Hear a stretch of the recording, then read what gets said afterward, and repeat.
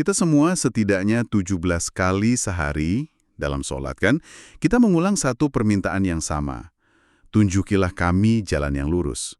Doa ini saking seringnya kita ucapin, mungkin kita sampai nggak sempat merenungkannya lagi.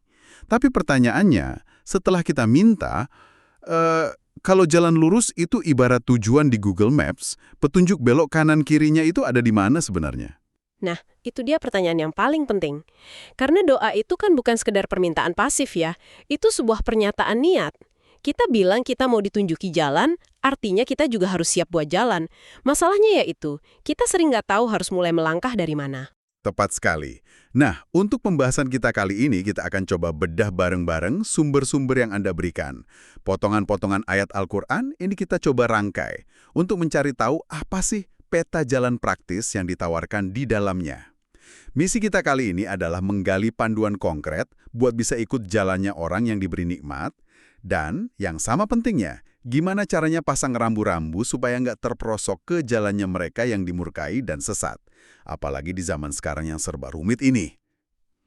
Oke, jadi kalau kita udah memohon petunjuk di surah Al-Fatihah, di mana Al-Quran mulai ngasih jawabannya?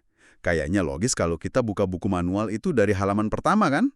Dan memang di sanalah jawabannya. Tepat setelah Al-Fatihah, di awal surah Al-Baqarah, Al-Quran seolah langsung merespons doa kita itu.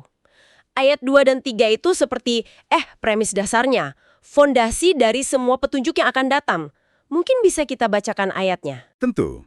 Ayatnya berbunyi, "Dzalikal kitabu la raiba fih, hudan lil muttaqin, alladzina yu'minuna bil ghaib wa yuqimunas shalah wa mimma razaqnahum yunfiqun." Ya, yang artinya kurang lebih, ke kitab ini tidak ada keraguan padanya, petunjuk bagi mereka yang bertakwa. Nah, di sini ada syaratnya dulu. Petunjuk ini buat orang bertakwa. Terus siapa mereka? Yaitu mereka yang beriman kepada yang gaib, melaksanakan sholat, dan menginfakkan sebagian rizki. Langsung disebut 3 pilar utamanya. 3 pilar yang kelihatannya simpel, tapi sebenarnya ini mencakup seluruh aspek hidup ya. Coba kita bedah satu persatu. Yang pertama, beriman kepada yang gaib. Kenapa ini yang disebut pertama? Kenapa bukan sholat dulu yang lebih kelihatan gitu? Pertanyaan bagus banget, karena iman pada yang gaib ini, fondasi dari segalanya. Ini sistem operasinya dalam diri kita. Sebelum kita bisa menginstal aplikasi kayak sholat atau infak, sistem operasinya harus beres dulu kan? Iman pada yang gaib itu pengakuan bahwa realitas itu nggak terbatas pada apa yang bisa kita lihat, sentuh, dan ukur. Ada Tuhan, ada hari akhir. Tanpa ini, ibadah bisa jadi cuma senam atau kegiatan sosial aja, nggak ada ruhnya. Oke, jadi ini soal mindset ya, paradigma dasarnya. Setelah itu terpasang, pilar kedua adalah mendirikan sholat. Menarik banget pilihan katanya bukan melakukan tapi mendirikan. Apa sih bedanya? Wah, bedanya besar sekali. Kalau melakukan itu kesannya kayak, ya udah menyelesaikan tugas, centang checklist. Tapi mendirikan, yukimuna, itu artinya membangun sesuatu dengan kokoh, dijaga, dan jadi tiang penyangga. Sholat itu ibarat stasiun pengisian daya spiritual. Di tengah sibuknya dunia yang nguras energi, sholat itu momen kita berhenti, nyolok lagi ke sumber utama, atur ulang niat kita. Kalau cuma dilakukan, ya diselip-selipin. Tapi kalau didirikan, seluruh jadwal hidup kita yang justru dibangun di sekelilingnya. Analogi yang pas banget. Dan setelah hubungan vertikal dengan Tuhan ini didirikan, pilar ketiga langsung ke hubungan horizontal, menginfakkan sebagian rezeki. Kenapa ini jadi fundamental banget sampai disebut di awal-awal? Karena ini bukti nyata dari 2 pilar sebelumnya. Iman dan sholat kita itu belum teruji sampai termanifestasi dalam kepedulian ke sesama. Infak itu cara kita bilang, saya percaya rezeki ini dari Tuhan. Dan ini cuma titipan. Di zaman modern yang super individualistis dan konsumtif ini, infak jadi tindakan yang radikal loh. Jadi, dalam 3 poin ini aja Al-Quran udah kasih cetak biru manusia ideal. Keyakinan internalnya kokoh, koneksi vertikalnya terjaga, dan kontribusi horizontalnya nyata. Dan fondasi ini diperkuat lagi sama pilar-pilar lain kan? Kayak puasa di bulan Ramadan. Di surah Al-Baqarah 183 tujuannya jelas banget. La'allakum tattaqun, agar kamu bertakwa. Tepat. Kalau sholat itu latihan harian, puasa itu kayak bootcamp tahunan. Sebulan penuh kita dilatih ngendaliin nafsu perut, lisan, pandangan, emosi, latihan intensif buat naikin level takwa kita. Terus ada haji bagi yang mampu di surah Al-Di Imran. Ini puncak perjalanan spiritual, semacam simulasi padang mahsyar di mana semua label duniawi kita lepas. Jadi kalau kita lihat polanya, semua pilar ibadah ini bukan cuma ritual kosong. Ini sebuah, sistem pelatihan karakter. Dan takwa inilah kuncinya, seperti yang disebut di ayat Al-Baqarah tadi, buat bisa mengakses petunjuk Al-Quran lebih dalam lagi. Oke, jadi fondasi dan sistem pelatihannya udah jelas. Tapi teori aja kan kadang nggak cukup ya. Kita butuh contoh, butuh role model. Di sumber-sumber yang Anda kasih, Al-Quran juga nyajin banyak banget studi kasus. Nah, dari sekian banyak kisah, mana yang menurut Anda paling menonjol sebagai potret jalan orang yang diberi nikmat? Wah, banyak sekali. Tapi mungkin nggak ada yang sedramatis dan selengkap kisah Nabi Yusuf. Kisahnya itu bukan cuma cerita sebelum tidur, tapi sebuah masterclass tentang bagaimana iman diuji di berbagai level. Diuji dengan nikmat, penderitaan, kekuasaan, dan pengkhianatan. Betul, paket lengkap. Dari semua ujian yang dia hadapi, momen mana sih yang menurut Anda paling krusial buat kita jadikan pelajaran hari ini? Banyak orang mungkin langsung nunjuk momen pas dia nolak godaan istri Al-Aziz. Dan itu memang luar biasa. Dalam situasi yang sangat privat, nggak ada yang lihat, refleks pertamanya teriak, "Ma'adallah, aku berlindung pada Allah." Itu menunjukkan takwanya udah mendarah daging. Tapi bagi saya, titik balik yang lebih dalam itu justru setelahnya, saat di penjara. Loh, kenapa di penjara? Bukannya itu titik terendahnya dia? Dikorbanin, difitnah, hilang kebebasan? Justru itu, di kondisi terendah, tanpa harapan, dilempar ke kegelapan, dia nggak putus asa. Nggak jadi sini sama Tuhan. Sebaliknya, dia ubah penjara jadi pusat pencerahan. Dia tetap dakwah, menafsirkan mimpi, nyebarin kebaikan. Ini level kesabaran sabar yang aktif, bukan pasif. Ini pelajaran luar biasa buat kita sekarang, di mana banyak orang ngerasa hidupnya penjara, terus mereka nyerah. Yusuf nunjukin, bahkan dalam gelap, kita tetap bisa jadi cahaya. Dan puncaknya, tentu saja, momen kemaafan. Saat dia udah jadi penguasa, terus saudara-saudaranya yang dulu buang dia ke sumur datang minta tolong. Di posisi punya kuasa penuh buat balas dendam, dia malah memaafkan. Dan inilah manifestasi tertinggi dari ihsan, berbuat yang terbaik. Saat digoda, dia berbuat ihsan dengan menjaga diri. Dizolimi, dia ihsan dengan bersabar. Berkuasa, dia ihsan dengan memaafkan. Kisah Yusuf ini peta jalan praktis tentang gimana iman bekerja dalam hidup nyata. Selain Yusuf, ada juga sosok Maryam. Dia bukan nabi, tapi posisinya sangat dimuliakan. Pelajaran utama dari jalannya Maryam, apa? Nah, kalau Yusuf itu masterclass tentang ihsan dan sober. Maryam ini teladan paripurna tentang tawakal. Berserah diri sepenuhnya pada Allah. Kita lihat di surah Ali Imran, pas dia selalu dapat makanan di mihrabnya, ditanya dari mana, jawabannya simple, ini dari sisi Allah. Keyakinan total. Keyakinan yang diuji habis-habisan pas dia hamil tanpa suami kan, menghadapi cemoohan satu kampung. Tepat sekali. Dalam situasi di mana semua logika sosial menentangnya, apa yang dia lakukan? Dia nggak debat, nggak bela diri. Dia cuma nunjuk ke bayinya, Isa. Seolah-olah bilang, pembelaan saya serahkan total sama Allah.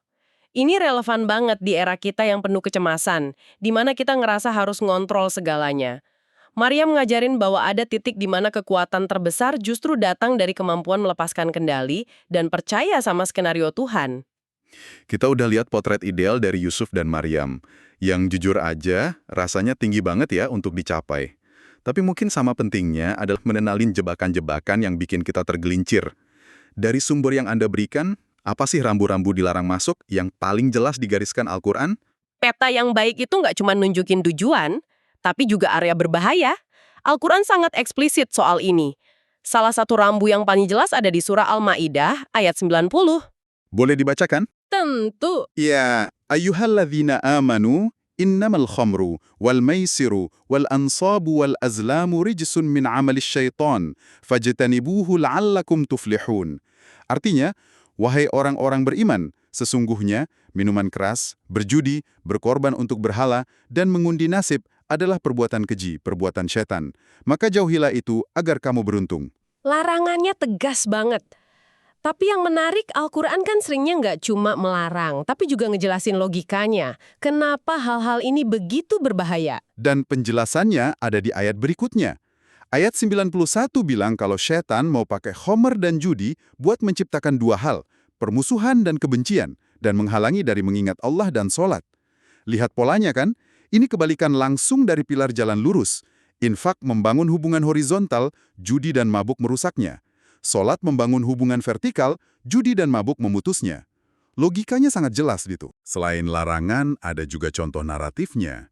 Salah satu yang paling kuat itu kisah pemilik dua kebun di surah Al-Kahfi. Ah ya, kisah klasik tentang seseorang yang dikasih nikmat luar biasa, dua kebun yang subur banget, tapi nikmat itu justru membutakannya. Kisah ini rasanya relevan sekali dengan hustle culture dan media sosial sekarang ya. Orang pamer pencapaian, pamer aset. Tanpa sadar, mereka jadi pemilik dua kebun versi modern. Tepat sekali. Penyakitnya sama. Dia bilang ke temannya, hartaku lebih banyak darimu, dan pengikutku lebih kuat. Dia mulai merasa self-made. Puncak kesombongannya itu pas dia ragu sama hari kiamat. Nah, jebakannya di situ. Kesombongan atau takabur bikin kita lupa semua ini cuma titipan. Akhirnya kebunnya hancur, dan yang sisa cuma penyesalan. Mirip dengan kisah kaum Ad juga kan? Di surah Fusilat, mereka sombong dengan peradaban mereka dan nanya, siapa yang lebih hebat dari kami? Mereka melakukan kesalahan fatal yang sama, lupa sama sang pemberi kekuatan. Jawaban Al-Quran di ayat itu telak banget.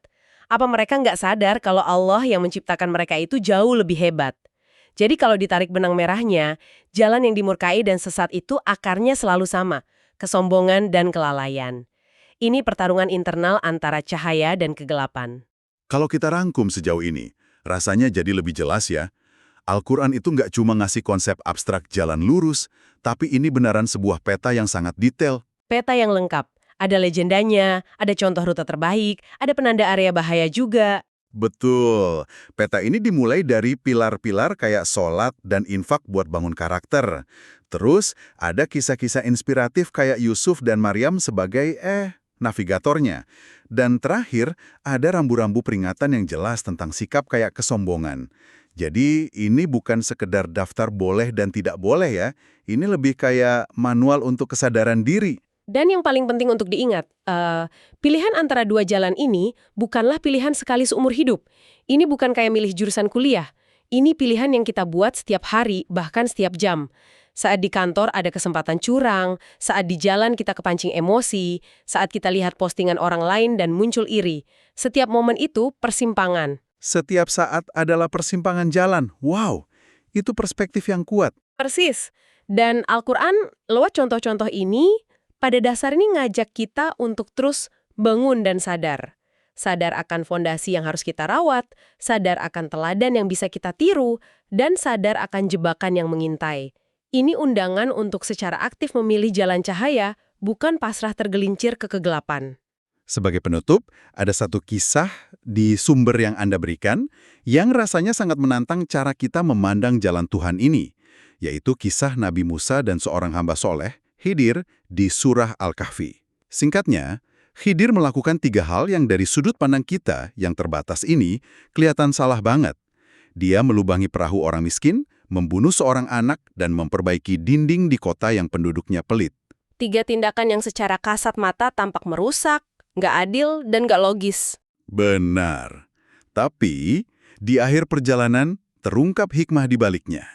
Perahu dilubangi biar nggak dirampas raja. Anak itu dibunuh karena takdirnya akan membawa keburukan, dan Tuhan akan ganti dengan yang lebih baik. Dinding diperbaiki buat melindungi harta anak yatim. Ini pelajaran telak tentang keterbatasan pengetahuan kita. Sebuah pengingat bahwa kita ini cuma melihat satu frame dari sebuah film yang sangat panjang. Tepat. Dan pertanyaan untuk Anda renungkan adalah ini. Dengan mengingat kisah itu, bagaimana kita bisa melatih diri kita untuk percaya bahwa ada hikmah di balik peristiwa hidup yang terasa merugikan, tidak adil, atau menyakitkan.